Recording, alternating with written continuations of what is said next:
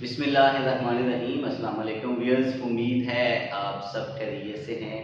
Viewers, हम chapter 10 पढ़ रहे थे मैथमेटिकल मेथड्स का, जिसमें हमने एक्सरसाइज 10.1 को स्टार्ट किया हुआ था। हमने इसके पहले 7 लेक्चर्स में देखा कि how to solve the higher order homogeneous differential equations. अब थोड़ा सा हम आगे बढ़ते हैं और देखते हैं कि जो हायर ऑर्डर डिफरेंशियल इक्वेशंस हैं होमोजीनियस, उनमें अगर कंडीशंस आपको गिवन हो तब आपने सॉल्यूशन को कैसे ढूंढना है। तो आपके फ़र्क, आपने अगर पिछले लेक्चर्स अच्छे से देखे हैं तो फ़र्क आपके सामने जाहिर है कि ये आपको इतना क्वेश्चन दिया गया होता था, ये कंडीशंस नहीं थी होती। अब हमने इन कंडीशंस को यूज़ करते हुए हमने अपने सॉल्यूशन को मॉडिफाई करना है। ठीक है, मतलब कि आपके पास जो सॉल्यूशन आएगा वो जनरल होगा। आपने इन कंडीशंस के अंदर उस सॉल्यूशन को आपने जो है वो मतलब मॉडिफाई करना है। सो सबसे पहले तो वही प्रोसेस है, मतलब आधा काम तो वही है जो हम ऑलरेडी कर चुके हैं कि हमने सॉल्यूशन ढूंढना है। तो चलते हैं सॉल्यूशन की तरफ। सॉल्यूशन, तो सबसे पहले हम देखते हैं कैरेक्टरिस्टिक इक्वेशन वो क्या होगी। m square plus 8m minus 9 is equal to 0। यहाँ फैक्टर्स बन सकते हैं, तो हम फैक्टर्स बना लेते हैं। m square plus 9m minus m minus 9 is equal to 0. So m can be taken as common. Inside we are left with m plus 9 and minus 1 again can be taken as common, and we are left with m plus 9 inside is equal to 0. So we have m plus 9 times m minus 1 as factors of the given equation. So here we have the values of m are 1 and minus 9. ठीक है, so what will be solution then?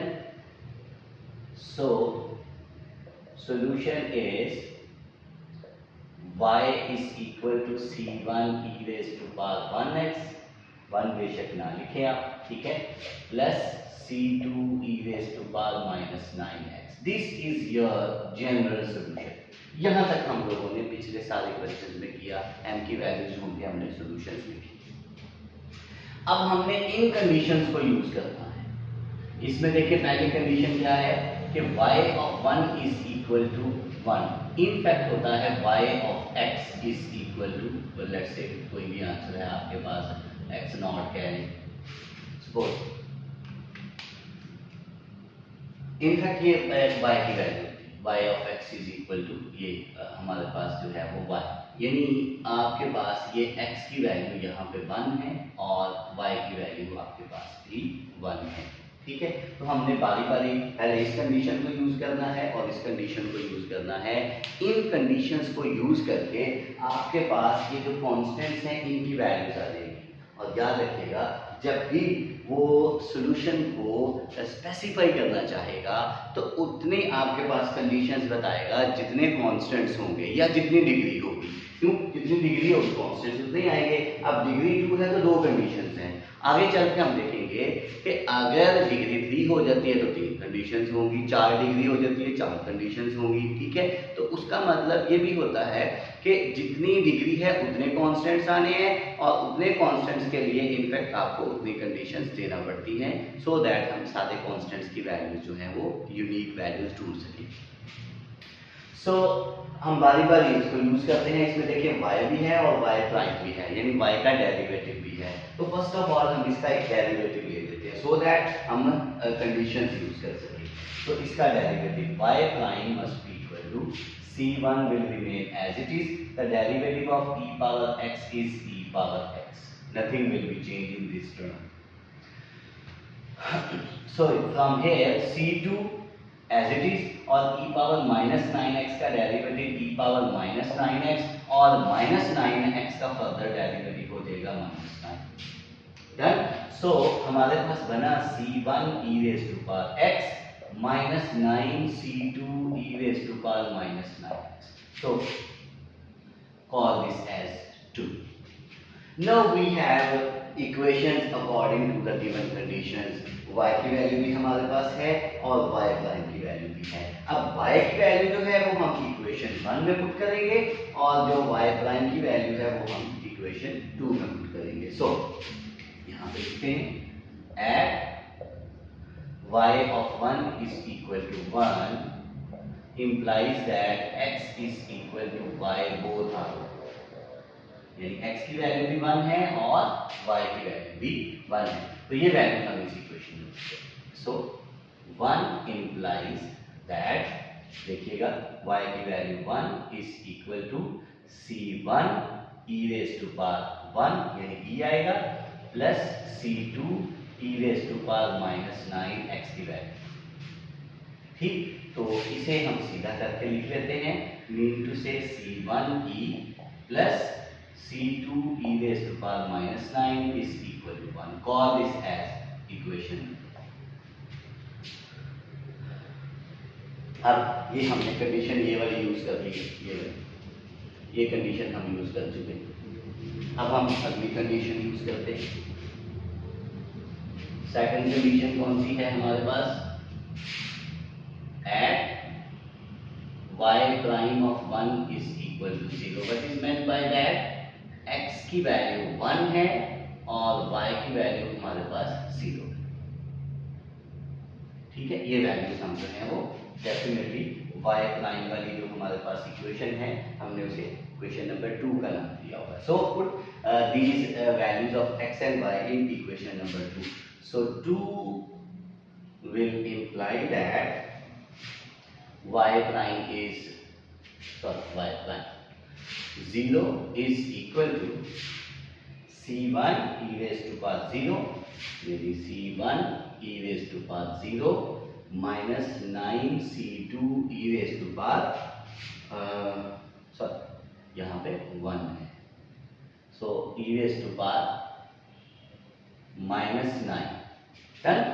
Because the value of y prime is 0, so we have 0 on left hand side and e power the value of x is 1, so c1 e आ जाएगा minus 9 c2 e raised to power minus 9 बनेगा।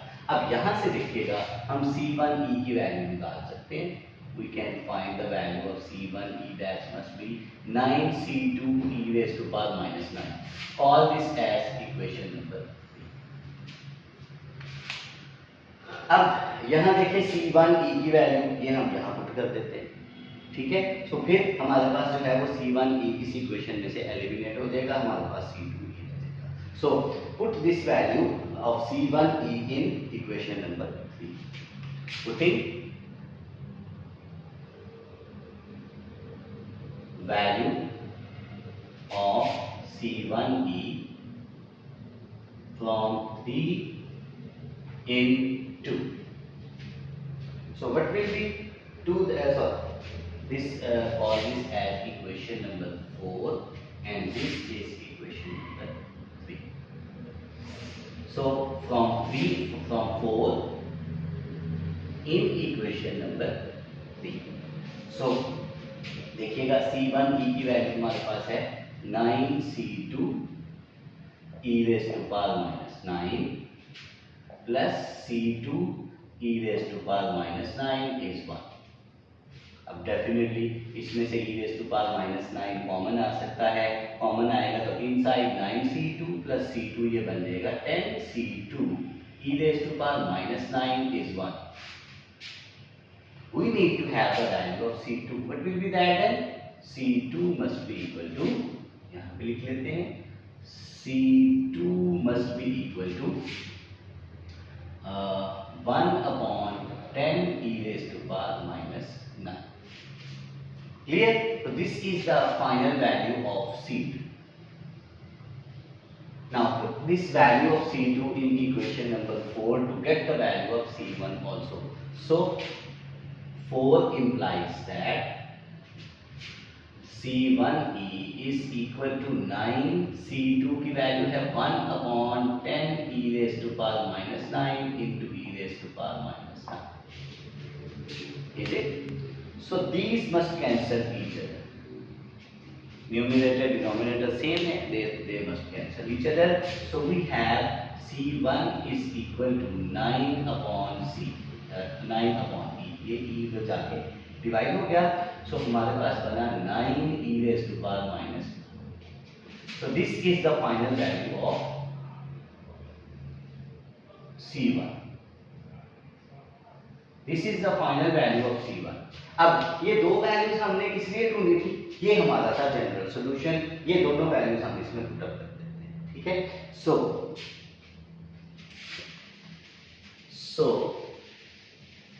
Equation 1 will become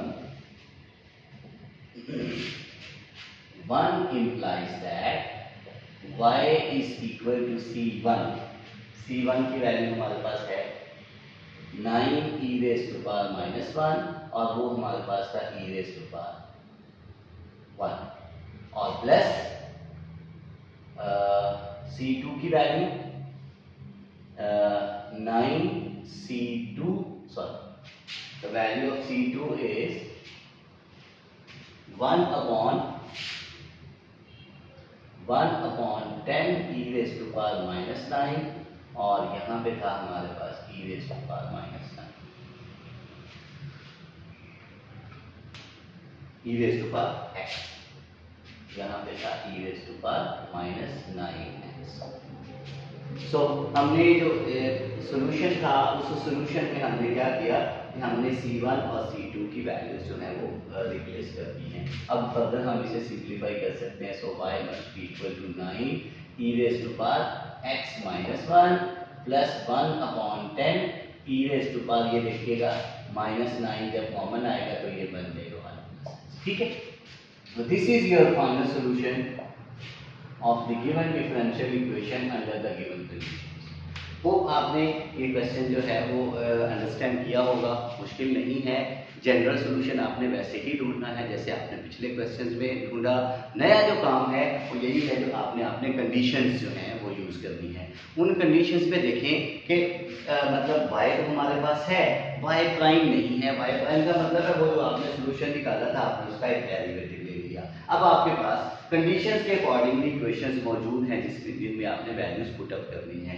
values put up करने के बाद आपके पास दो equations बन जाएंगी क्योंकि दो कंडीशंस हैं। दोनों इक्वेशंस की मदद से आपने कांस्टेंट्स की वैल्यूज ढूंढ लेनी है। मीन टू से अगर कंडीशंस गिवन है you have to work for the constants only. उसके लिए आपके पास कंडीशंस देखें कितनी हैं उतनी इक्वेशंस बनेगी।